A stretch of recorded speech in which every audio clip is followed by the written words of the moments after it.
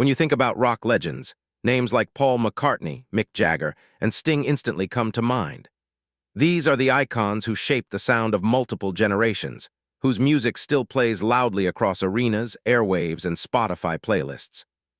But as the years tick by, a fascinating phenomenon has unfolded. Despite being well into their 70s and even 80s, these rock titans are still hitting the road, packing stadiums and commanding stages like it's 1969 all over again. Recently, Sting, the former frontman of the Police and a highly successful solo artist in his own right, opened up about this generational perseverance. In a series of interviews and candid moments, he shared his thoughts on his fellow legends, from McCartney and Jagger to other elder statesmen of rock, and why this never-ending tour life still makes sense for them. Let's dive deep into Sting's honest reflections, the power of rock's timeless appeal, and what it really means to grow old in an industry that once thrived on youth, rebellion, and excess. Sting, now in his early 70s, is no stranger to the demands of touring. In fact, he's still doing it himself. He's been on the road in recent years with both solo sets and collaborative tour with artists like Shaggy.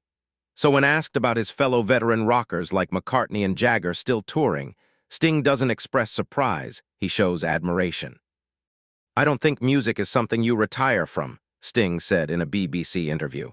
"It's not a job, it's a vocation, it's what we do, and as long as your body and voice hold up, there's no reason to stop." That sentiment echoes across the rock landscape. Retirement, in the traditional sense, doesn't quite fit with the DNA of a musician. For many of these performers, the stage is life. The audience is energy, and aging, rather than a limitation, becomes a badge of survival. Sting has immense respect for Paul McCartney, whom he has called a master songwriter and a class act.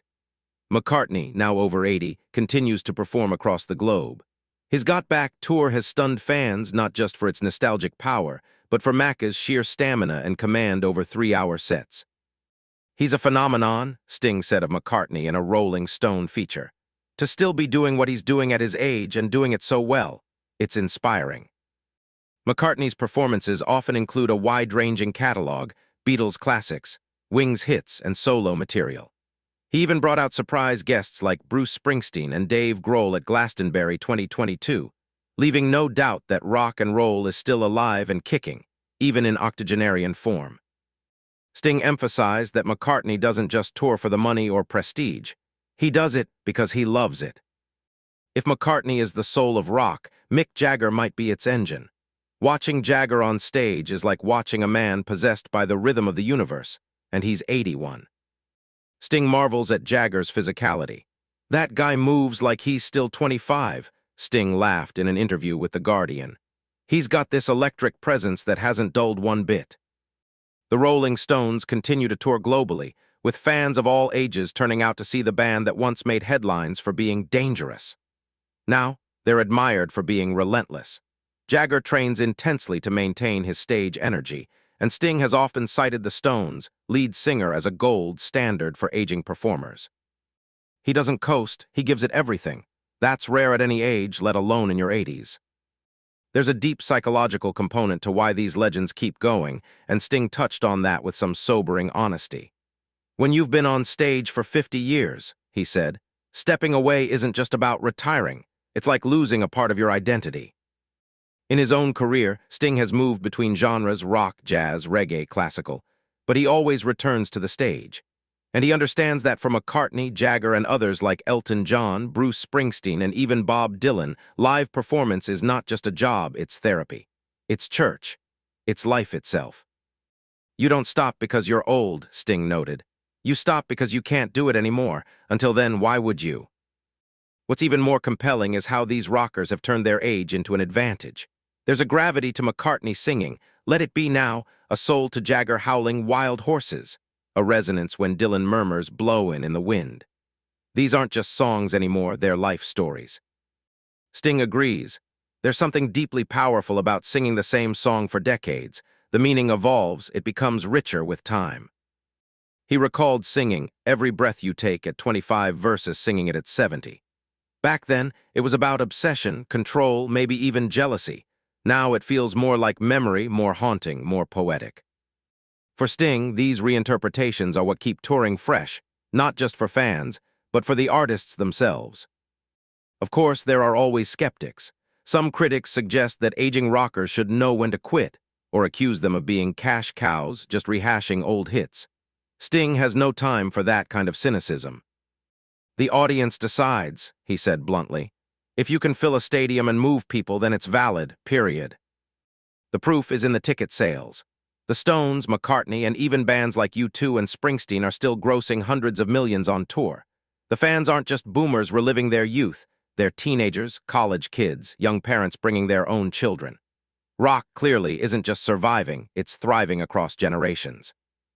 One reason these legends are still capable of performing at such a high level is their discipline. Sting, for instance, maintains a strict health regimen: yoga, vocal training, mental mindfulness. He eats well and avoids the late-night rock star lifestyle cliches. "It's about treating your body like a temple, not a trash can," he once joked.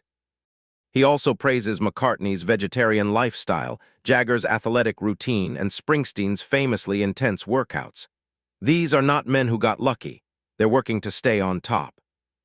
And Sting is keen to point out that it's not just about looking good, it's about respecting the audience.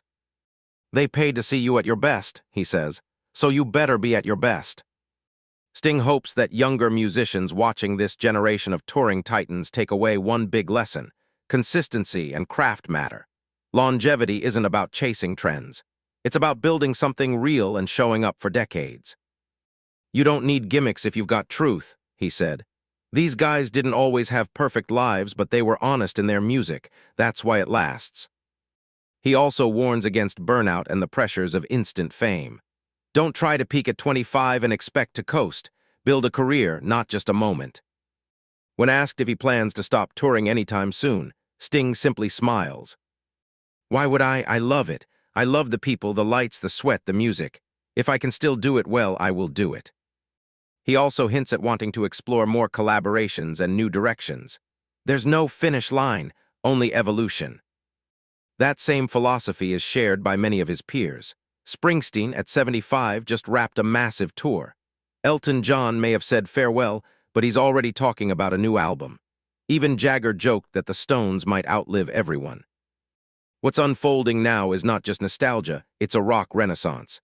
These legends aren't stuck in the past. They're living proof that passion, talent, and the hunger to connect never age. Sting, with his graceful blend of introspection and rebellion, puts it best. "Music is eternal, so maybe we are too, at least for as long as we're on that stage." So the next time you see McCartney singing "Hey Jude" to a sea of cell phone lights, or Jagger dancing in glittering pants under fireworks, remember, this isn't an encore, it's a statement. One that says age doesn't silence greatness. And as Sting would remind you, rock isn't something you used to do, it's something you are. Forever.